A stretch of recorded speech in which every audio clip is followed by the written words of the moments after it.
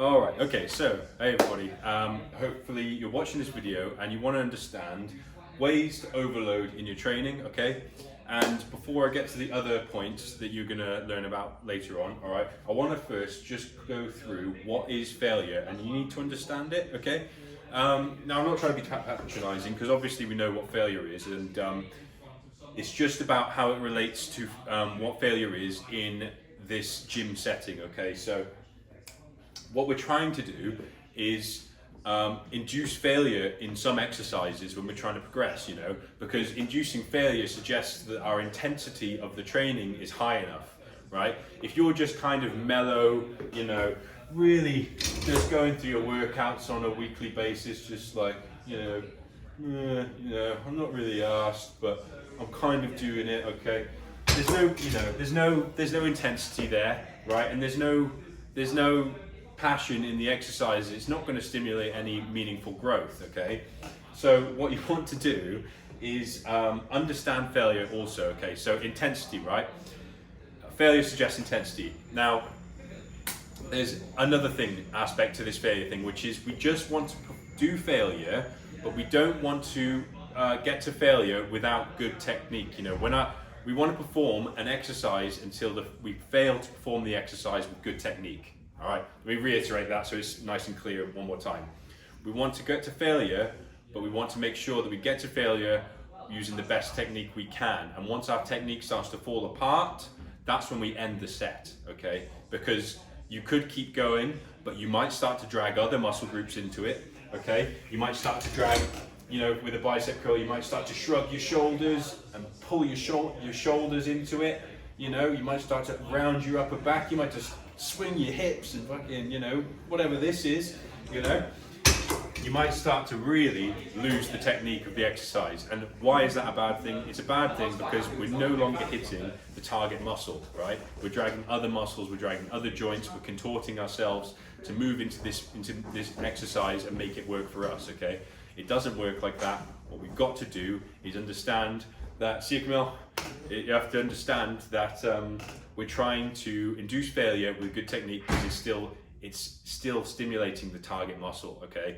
Right, you're only going to end up with, further down the line, worse gains because you're not performing the exercise correctly, and you know the technique and form is all out the window. And then on the other hand, you've got also injuries further down the line, because if you're performing these exercises while contorting and twisting yourself into the shape that you need to get into to lift the weight, then all it's going to do is just start to really fuck you up. Okay, yeah, that's what it's going to do. Okay, so understanding what failure is, failure with good technique, that's what we want to look for. Okay, so let's say I'm going to do a failure. I'm not going to do a proper set to failure, okay? I've actually got a video on my channel called, what was it called again? It was called, What Does Failure Look Like? And I go for a set to failure on shoulder press on my YouTube channel. Check that out if you want to see. But let's just go with good technique, you know, moderately good technique. It doesn't have to be perfect, right? So I'm performing my bicep curls. Okay, I'm getting them nice, focusing on the stretch. I'm not swinging too much. Okay, you don't need to be a stickler with perfect technique to do all your exercises, okay? There's a certain level of, you know, worsening technique that you kind of have to allow for if you want your training to be intense, okay? So let's say I'm starting to get hard, right? It's getting hard now.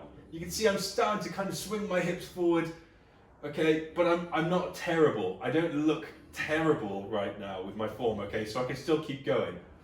Now things are starting to really get tough, okay? You might even start to see my shoulders are elevating, I'm shaking, I'm bringing maybe, you know, my shoulders into it a little bit, and I go, ooh, that last rep, that was pretty tough.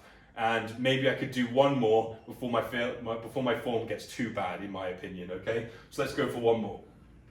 Okay, this is hard, this is hard. This is gonna be the last one I could possibly do for this set, okay? Then I'm gonna put it down, all right? That's where failure is gonna be for me, right? Until we get to further down the video where we start to introduce lengthened partials. So stay tuned for those, okay? Because that's a great way to not go beyond failure, because that's not really a thing, but just get more juice out of the squeeze for our exercise when we're starting to lose good technique, okay? But yeah, so leave your ego at the door when it comes to your lifts and make sure you perform to failure with good technique, and that might mean using a little less weight on the bar, okay?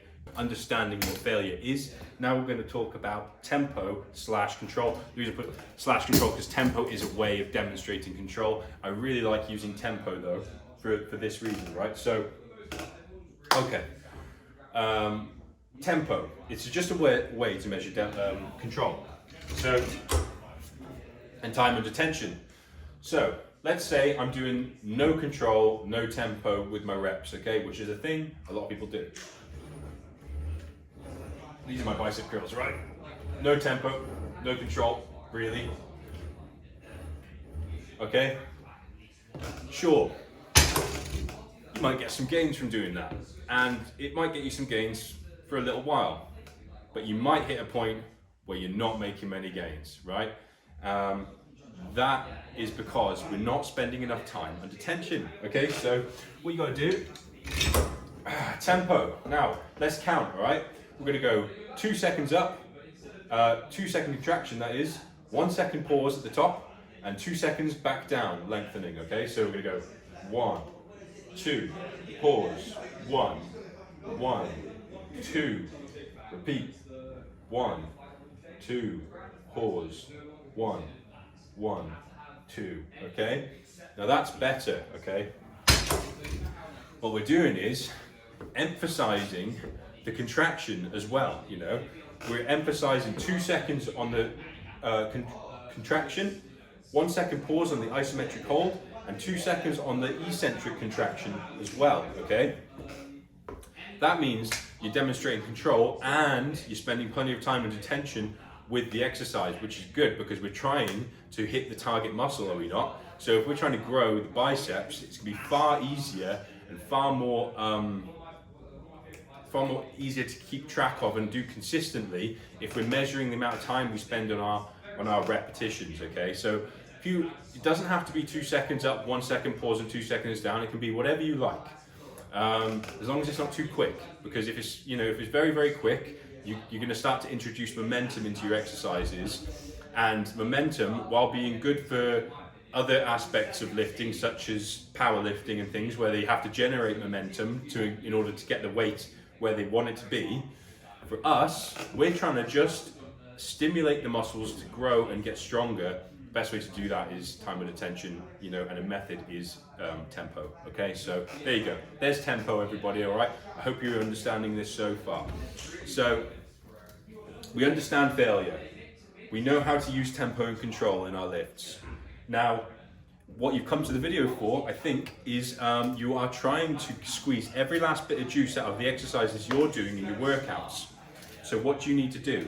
Well, one method you could use is lengthened partials, right? So in your workouts, you're trying to get to failure on a few of your sets on every exercise. You know, you don't have to get to failure on everything, okay?